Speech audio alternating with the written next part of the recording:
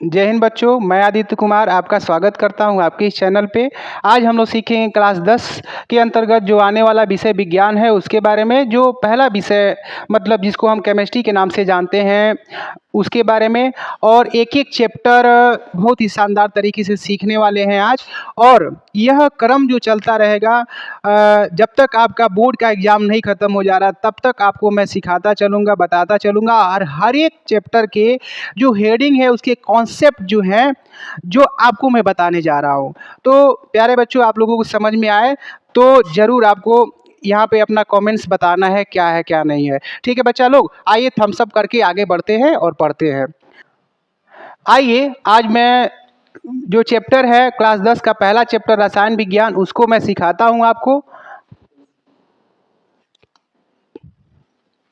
पहला चैप्टर जिसे हम कहते हैं रासायनिक अभिक्रिया एवं समीकरण। क्या कहते हैं बच्चा लोग? रासायनिक अभिक्रिया एवं समीकरण।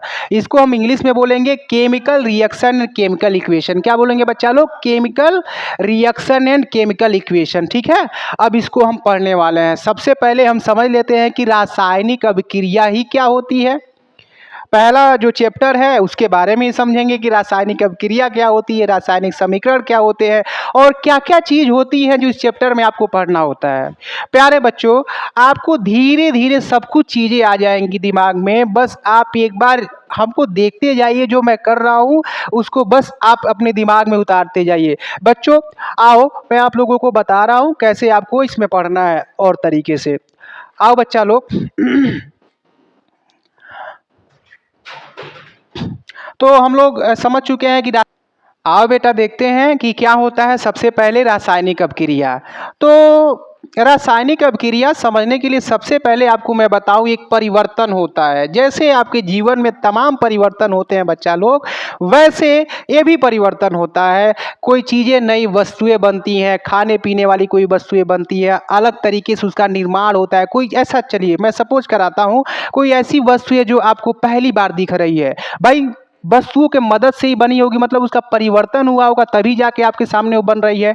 तो आइए परिभाषा के साथ थोड़ा इसको समझते हैं कि क्या होता है रासायनिक अभिक्रिया। तो रासायनिक अभिक्रिया का मतलब यह है कि ऐसा परिवर्तन जिसमें नए गुण वाले पदार्थ का निर्माण होता है। क्या होता है बच्चा लोग? देखिए कितना शानदार तरीके से लिखा हुआ आप लोगों को मिल रहा है कि मैं बोल रहा हूँ कि ऐसा परिवर्तन, सबसे पहले मैं आप लोगों को बता भी दिया हूँ कि यह एक परिवर्तन है। परिवर्तन का मतलब एक चेंजिंग है, परिवर्तन होता है।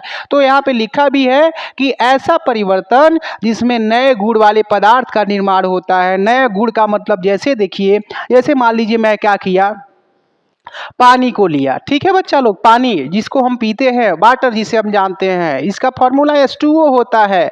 उस पानी में मैंने क्या किया, चीनी का मिश्रण, मतलब चीनी को डायरेक्ट मिला दिया। अब क्या भाई आपको मैं कहूँ पीने के लिए आपको पानी दे रहा हूँ, है ना? पीने के लिए तैयार है कि नहीं आप लोग? चलिए मैं आपको पानी दे रहा हूँ पीने के लिए। साधारण पानी दिया तो आपने कहा कि सर इसका कोई स्वाद नहीं है, लेकिन मैंने क्या किया, उस पानी में चीनी की मात्रा को मिलाया। तो आपने कहा कि सर यह पानी जो मुझे आप दे रहे हो इसमें चीनी की मात्रा है, मतलब मिठाई है, नया पदार्थ का निर्माण हुआ वहाँ पे।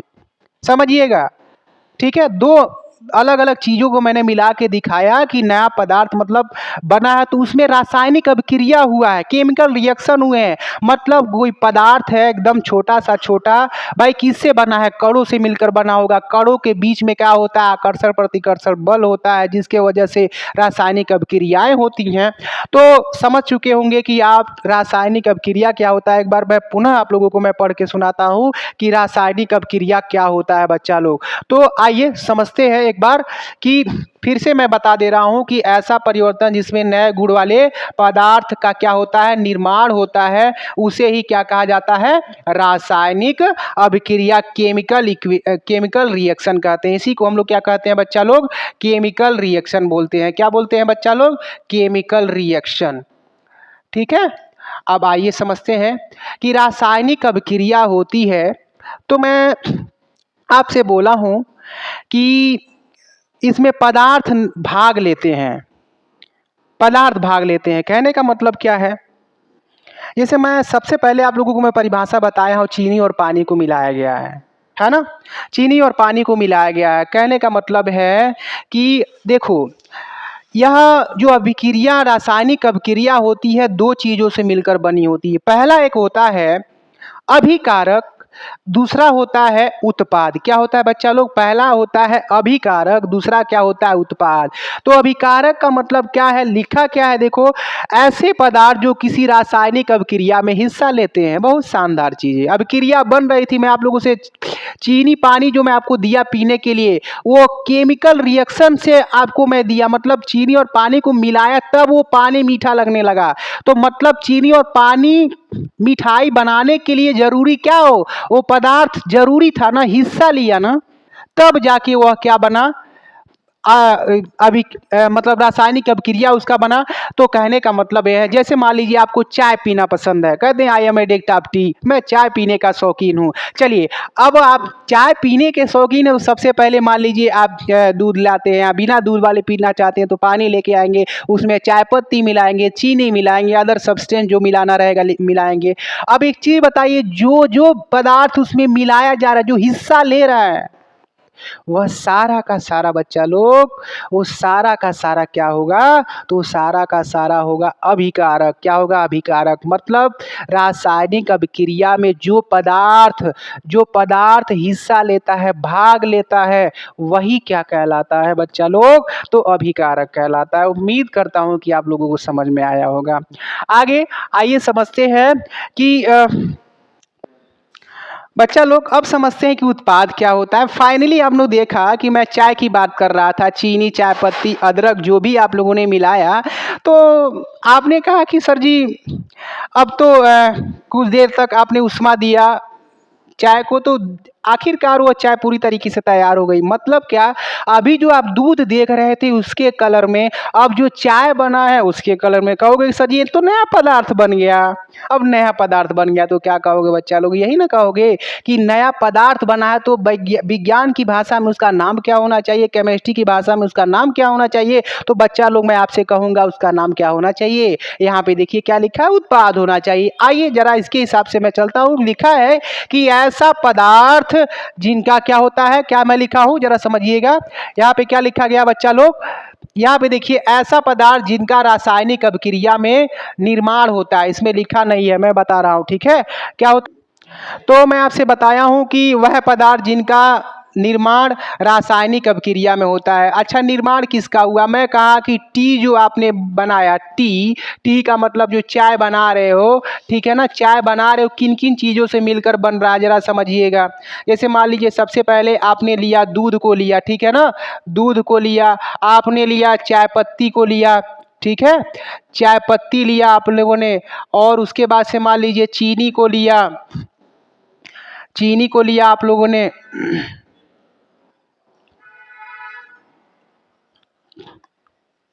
चीनी के और भी सारी चीज़ें, अदरक ले सकते हो, आपके हिसाब से होना चाहिए।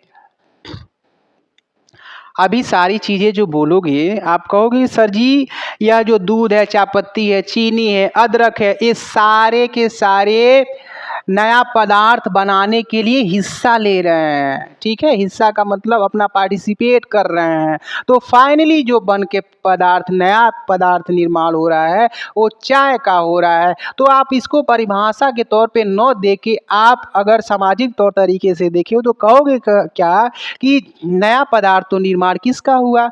तो चाय का हुआ। तो आप अच्छी चीज़ बताइए, आप तो बता ले जाओगे ना कि चाय जो है उत्पाद है या अभिकारक है। तो बच्चा लोग कितने लोग ऐसे हैं कि जो बता ले जाएंगे चाय और दूध और चाय पत्ती, चीनी, अदरक, इसमें दूध, चाय पत्ती, चीनी, अदरक में अभिकारक कौन है, चाय क्या? ये कमेंट बॉक्स में आपको बताना है बच्चा लोग। आइए अब आगे समझते हैं कि आगे समझते हैं बच्चा लोग,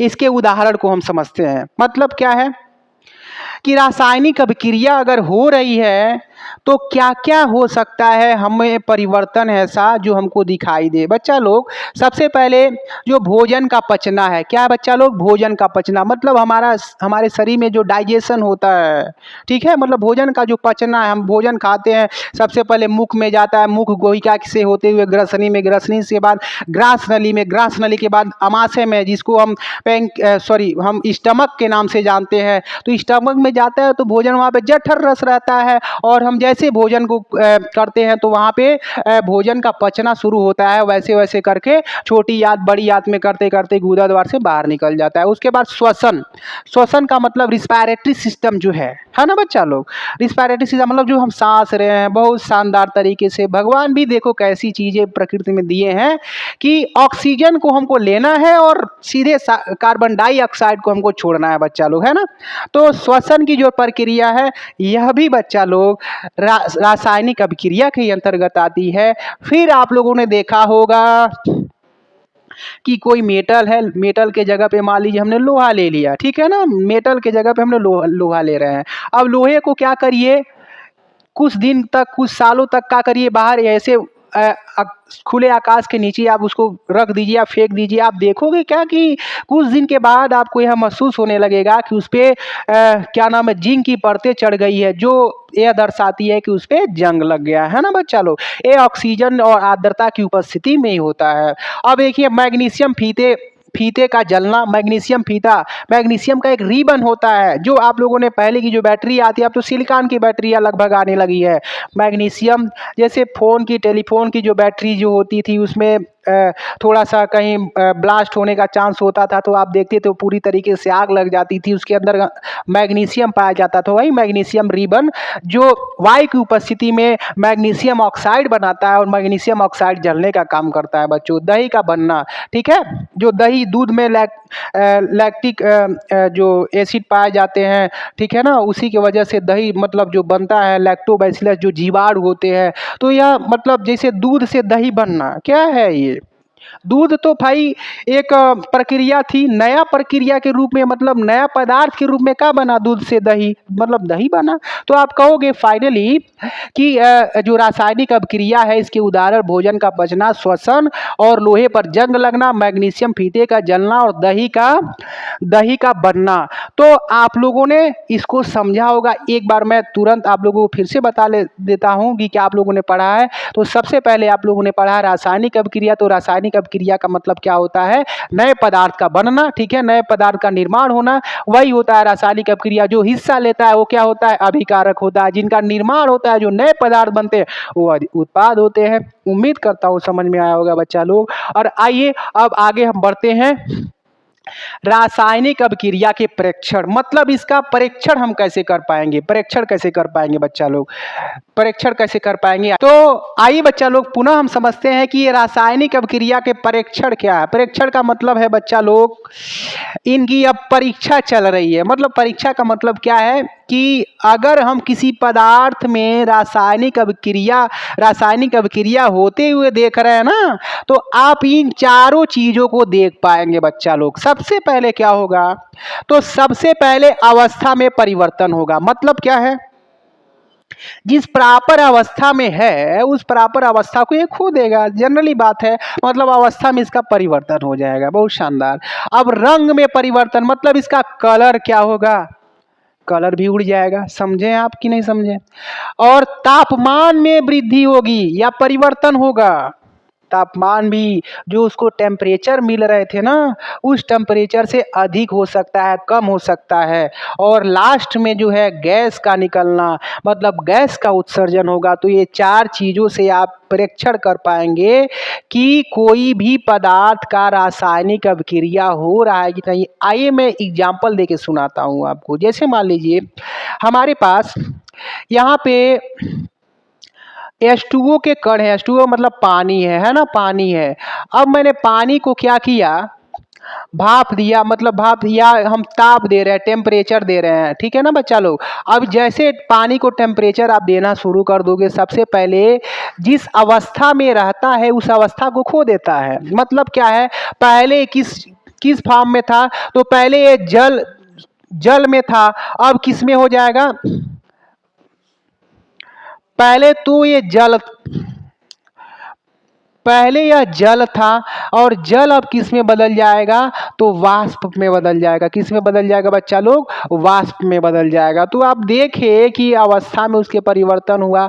और भी चीजें हैं, मान लीजिए जिसका क्या होता है, रंगों में परिवर्तन होता है, ताप में परिवर्तन होता है। जैसे मान लीजिए जो लिटमस पत्र होते हैं, फिल्टर पेपर होते हैं, जिसको क्या किया जाता है, जैसे मान लीजिए नीले लिटमस पेपर जो है उसको लिया जाएगा, अम्ल रखा जाएगा, उसका रंग बदल जाएगा। समझ रहे हो ना बच्चा? तो ये सारी की सारी प्रक्रियाओं में रासायनिक अभिक्रिया होती है। आइए अब जरा समझते हैं इसको समीकरण के द्वारा कि ये क्या होते हैं। आइए,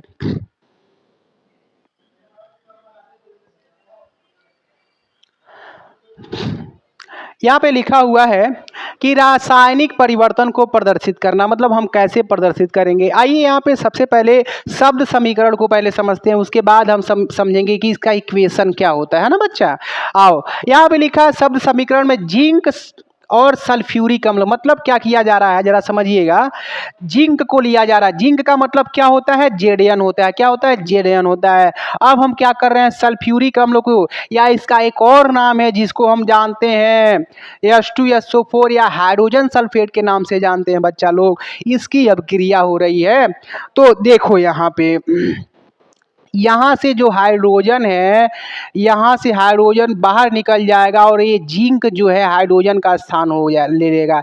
इसे एक और नाम से जानते हैं, विस्थापन अभिक्रिया भी मैं बताऊंगा आप लोगों को। तो देखिए हाइड्रोजन, जैसे मान लीजिए ये दो फ्रेंड हैं, क्लोज फ्रेंड है बच्चा लोग, दो कोई क्लोज फ्रेंड है, तीसरा कोई बाहरी आ रहा है बच्चा लोग। अब कर रहे थे, दो क्लोज फ्रेंड है, क्लोज फ्रेंड का मतलब है दो गहरे दोस्त हैं, और तीसरा कोई आता है ना, तीसरा चंद दिनों के लिए आता है, तो इनकी दोस्ती खराब करके देखिए हाइड्रोजन का जो जगह है प्लेस यहाँ से मतलब ख़त्म कर देगा, और अपना जगह जिंक, मतलब हाइड्रोजन की जगह जिंक हो जाएगा, और जो हाइड्रोजन है यहाँ से मुक्त हो जाएगा। जैसे देखिए यहाँ पे जिंक सल्फेट हो जाएगा, ZnSO4 और H2 जो है यहाँ से गैस बन के उड़ जाएगा बच्चा लोग। तो कहने का मतलब क्या है, आइए रासायनिक समीकरण इसमें भी दिया भी है, कह रहा है जिंक जो है, जिंक और H2SO4 मतलब हाइड्रोजन सल्फेट और जिंक की अब जब अभिक्रिया करी गई तो यहाँ से हाइड्रोजन विस्थापित हो जाता है, निकल जाता है, और यहाँ से जिंक जो है दिखाई दे रहा है इसकी जगह जाके ले लेता है, और इस प्रकार यह रासायनिक अभिक्रिया पूरी होती है। आइए अब आगे हम समझते हैं थोड़ा सा और आगे बेटा। आइए, उम्मीद करता हूँ आप लोगों को समझ में आ रहा होगा बहुत आसान से। तो आइए अब समझते हैं कि रासायनिक समीकरण को बच्चा लोग हम बोलते हैं कि केमिकल इक्वेशन। क्या बोलते हैं बच्चा लोग, केमिकल इक्वेशन होता है, chemical equation, chemical equation, chemical equation है ना बच्चा। अब देखें केमिकल इक्वेशन जो होता है क्या होता है, आइए जरा समझाता हूँ आपको, समझिएगा शानदार तरीके से। रासायनिक समीकरण क्या होता है, जैसे देखिए जो रासायनिक अभिक्रिया में जो पदार्थ भाग ले रहा था उसे अब प्रतीकों के द्वारा दिखाएंगे, सूत्रों के द्वारा दिखाएंगे, वही तो होता है रासायनिक समीकरण। आओ समझते हैं लिखा क्या है। कह रहा है कि रासायनिक अभिक्रिया रासायनिक समीकरण द्वारा निरूपित की जाती है। सही बात है। चलिए, रासायनिक समीकरण में तत्वों के प्रतीक या अभिकारक या उत्पादों के रासायनिक सूत्र उनकी भौतिक अवस्था के साथ लिखे जाते हैं। रासायनिक अभिक्रिया में आवश्यक परिस्थितियां जैसे ताप, दाब, उत्प्रेरक, इसको कैटलिस्ट बोला जाता है, आदि का तीर के निशान के ऊपर या नीचे दर्शाया जाता है। जरा समझिएगा, जैसे मैं कहूँ कि रुकिए, तो आइए बच्चा लोग मैं आप लोगों को फिर से एक बार बताता हूँ कि कैसे हम इसको रासायनिक समीकरण को लिखते हैं और समझते हैं। मैं डायरेक्ट कहा हूँ कि रासायनिक अभिक्रिया में भाग लेने वाले जो पदार्थ होते हैं, जो अभिकारक होते हैं, चाहे उत्पाद होते हैं, उसको प्रतीकों के द्वारा, ठीक है ना, प्रतीकों के द्वारा, सूत्रों के द्वारा लिखने की जो विधि है वही रासायनिक समीकरण है। आइए जरा मैं समझाता हूँ आप लोगों को बच्चा कि क्या होता है, आइए समझते हैं। जैसे मान लीजिए आप लोग जानते हैं कि जो हाइड्रोजन है ना, हाइड्रोजन मतलब, हाइड्रोजन का मतलब क्या है, H2 है और O2 है। H2O2 का मतलब क्या है, इसको आप बोलते हैं हाइड्रोजन। क्या बोलते हैं बच्चा लोग, हाइड्रोजन होता है ये, हाइड्रोजन। ये है ऑक्सीजन, ऑक्सीजन, ठीक है ना। इसकी जब अभिक्रिया करी गई तो निर्माण देखें हुआ क्या, H2O का निर्माण हुआ है ना, मतलब अगर देखा जाए तो मैं यहाँ पे बताऊंगा आप लोगों को। मैं कहता सबसे पहले हाइड्रोजन की अभिक्रिया ऑक्सीजन के साथ करी गई, तब जाके निर्माण किसका होगा, तो जल का निर्माण होगा। जरा समझिएगा, ठीक है। अभी तो बैलेंस नहीं, मैं बैलेंस करके बताऊंगा, है ना।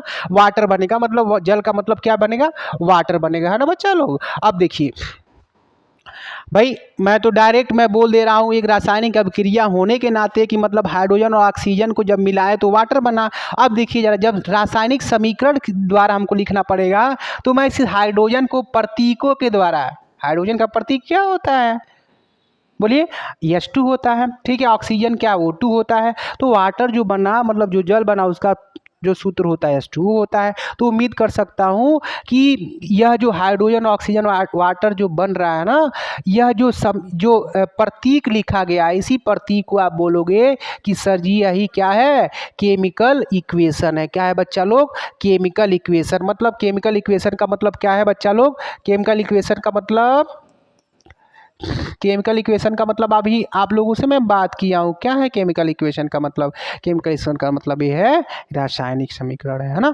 अभी देखो आगे मैं और लिखता हूँ, ठीक है। जैसे मान लीजिए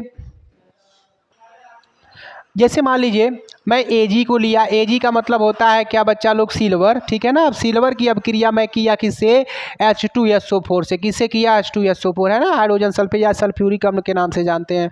अभी देखिए, जब देखेंगे इसकी अभिक्रिया कराएंगे तो यहाँ से हाइड्रोजन जो है यहाँ से मुक्त हो जाएगा, ठीक है ना, और हाइड्रोजन का जगह सिल्वर ले लेगा। तो अब देखिए यहाँ पे AgSO4 हो जाएगा और यहाँ पे हाइड्रोजन क्या हो जाएगा, मुक्त होकर निकल जाएगा। मतलब है सिल्वर सल्फेट यहाँ पे बन जाएगा। तो अभी देखो, मैं अगर इसको केवल बोलता तो मैं कहता सिल्वर की अभिक्रिया जब हाइड्रो, तो बच्चा लोग मैं यहाँ पे बता रहा था कि मतलब किसी तत्व की अभिक्रिया कराई जा रही है हाइड्रोजन सल्फेट से। तो अब देखें यहाँ पे महत्वपूर्ण जो चीज़ें आप लोगों को सीखना है। मतलब अगर हम किसी भी तत्व की अभिक्रिया हाइड्रोजन सल्फेट के साथ करा रहे हैं ना, तो यहाँ पे हाइड्रोजन जो है ये मुक्त हो जाएगा और उसका जगह पता है कौन लेगा, जो नया तत्व जो इसे अभिक्रिया कराए हो। जैसे यहाँ पे सिल्वर की अभिक्रिया कराए हो तो देखो यहाँ पे सिल्वर आ गया, ठीक है, मतलब हाइड्रोजन यहाँ से मुक्त होके। तो किसी के भी साथ कराओगे तो ऐसी स्थिति बनेगी बच्चा लोग, है ना।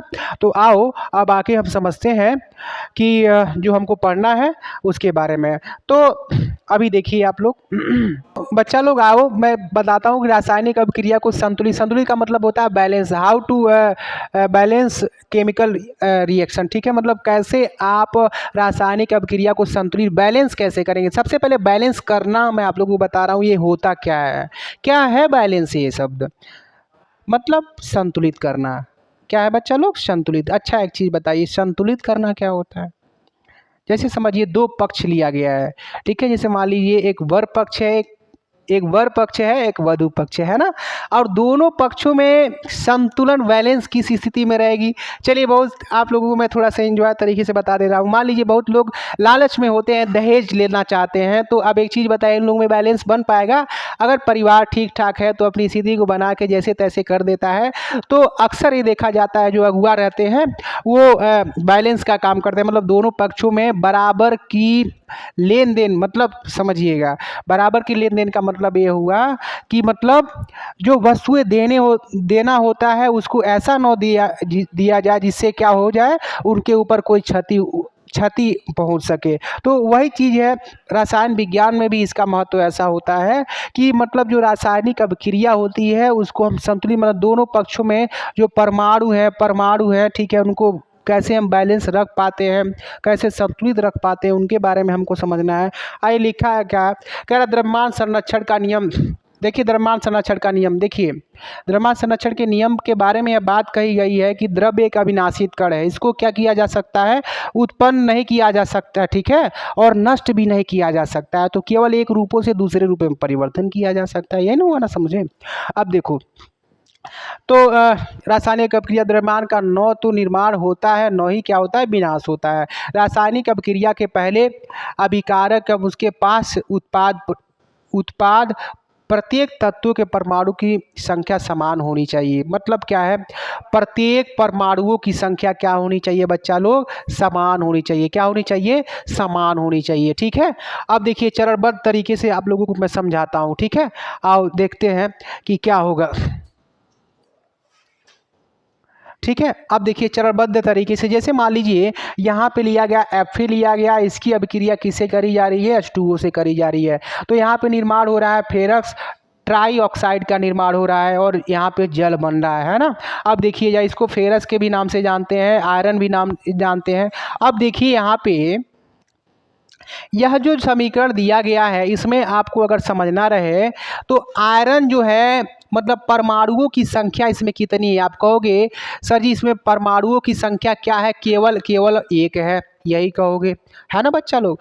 अब यहाँ पे जो हाइड्रोजन जो दिखाई दे रहा है, हाइड्रोजन ठीक है ना, इसके परमाणुओं की संख्या यहाँ पे देखिए 2 लिखा हुआ है, दिखाई दे रहा है ना आप लोगों को। अब ऑक्सीजन यहाँ पे कितना है, 1 है, समझ रहे हो ना आप। अब देखिए ज़रा इधर देखिए यहाँ पे Fe जो दिखाई दे रहा है 2 है और ऑक्सीजन कितना है, 3 है।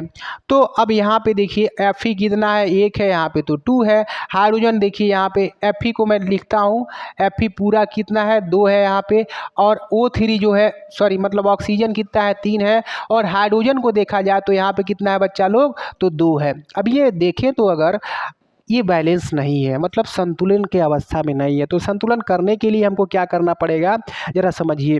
हमको जो यहाँ पे Fe जो दिखाई दे रहा है, Fe का मतलब यह हुआ कि यहाँ पे जो Fe का मतलब क्या हुआ बच्चा लोग, तभी से मैं बता रहा हूँ, आयरन या इसको फेरस के नाम से जानते हैं।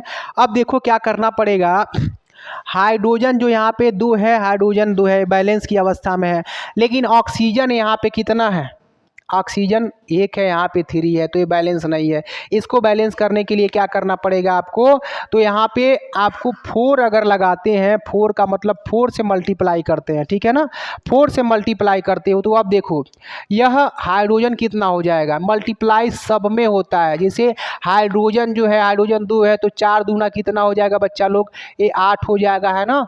और ऑक्सीजन कितना हो जाएगा, यहाँ पे ऑक्सीजन कितना हो जाएगा, 4 हो जाएगा, लेकिन वहाँ कितना है ये भी तो देखना है आपको। ऑक्सीजन कितना है, तो ऑक्सीजन, आइए समीकरण को हम देख लेते हैं जो यहाँ पे लिखा हुआ है। सबसे पहले Fe देखिए, H2O देखिए, और यहाँ पे बना है F3O4 बना है, और H2 यहाँ पे बना है ना। तो अब देखें अगर पहले चरण में हम क्या किए हैं, हाइड्रोजन को बैलेंस कर रहे हैं, तो यहाँ पे तो हाइड्रोजन कितना 4 हो गया, है ना। जैसे 4 दूना 8 हम किए तो ये 4 दूना 8 जो हो जा रहा है, लेकिन यहाँ पे कितना हो रहा है, कितना हो रहा है बच्चा लोग, तो यहाँ पे 2 है तो यहाँ भी 4 से मल्टीप्लाई करोगे, है ना। ठीक है, समझ में आया। लेकिन ऑक्सीजन यहाँ पे कितना हो गया, 4 होना चाहिए ना, तो 4 हो गया, यहाँ भी कितना है, 4 हो गया, समझ रहे हो ना। ऊपर वाला मिस प्रिंटिंग जो दिया है उसको थोड़ा आप ध्यान नहीं दोगे, है ना।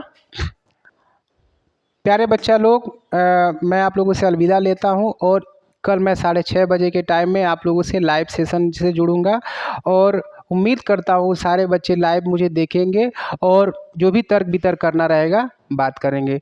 बाय बाय बच्चों।